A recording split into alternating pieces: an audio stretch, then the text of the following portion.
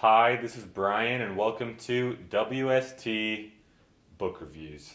Today, I'm going to be talking about this book that I read a couple months ago called The Power of Meaning by Emily Smith.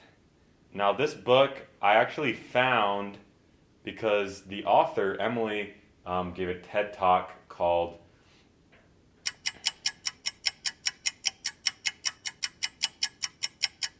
There's More to Life Than Being Happy. And I found that last summer. I listened to it, highly recommend it. It was very eye-opening and very inspirational to me. And so as I did a little more research into what she was talking about, I came across her book and discovered that the TED Talk was actually just a summary of what she had written down in her years of research into this book. She studies the field of positive psychology and really helps us understand it's not just about chasing after happiness. Life, there's more to do than to be on this never-ending quest to find happiness somewhere else than where you already are. And specifically in this book, she talks about, she basically attacks the idea that we in our lives should have this journey to find happiness. And she quite clearly demonstrates that that journey in and of itself is only going to lead to unhappiness. And we're not going to be satisfied with ourselves. And it's going to cause us a lot of stress and possibly even depression. And so she says, instead of looking for happiness, look for meaning. And instead of even looking for meaning, try to develop and build meaning in your own life instead of trying to find it somewhere else. And specifically, she talks about 4 pillars of meaning that if we focus on developing in our lives, we will develop a meaningful and purposeful life. And those 4 pillars are: 1, belonging to a community, to a family, to a society that accepts and encourages and motivates. 2, having a purpose, working for something that's beyond yourself. Some people find purpose in their religion, in their work, in their family.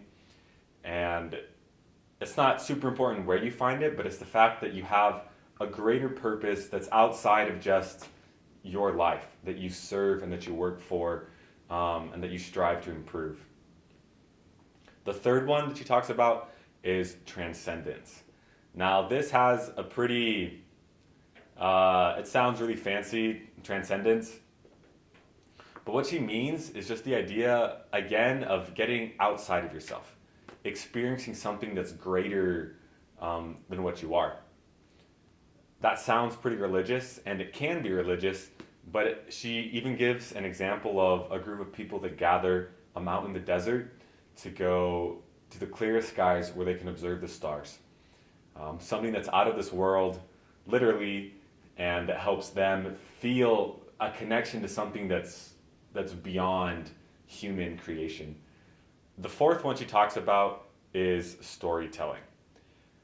Now, specifically when she says storytelling, she means the story that you tell yourself about yourself.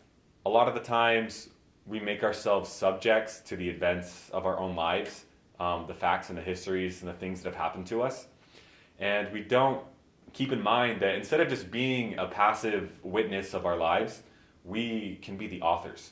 And we have the power to edit and revise and write and control a lot of the things that actually happen to our lives. And that the story that we tell ourselves about ourselves has a pretty big impact on the level of meaning we have in our lives. When I read these stories, it was an eye-opening experience for me. I highly, highly recommend this book. Try to follow some of the principles that it teaches. If you want to pick up a copy, there's going to be a link in the description. And thanks for watching. See you around.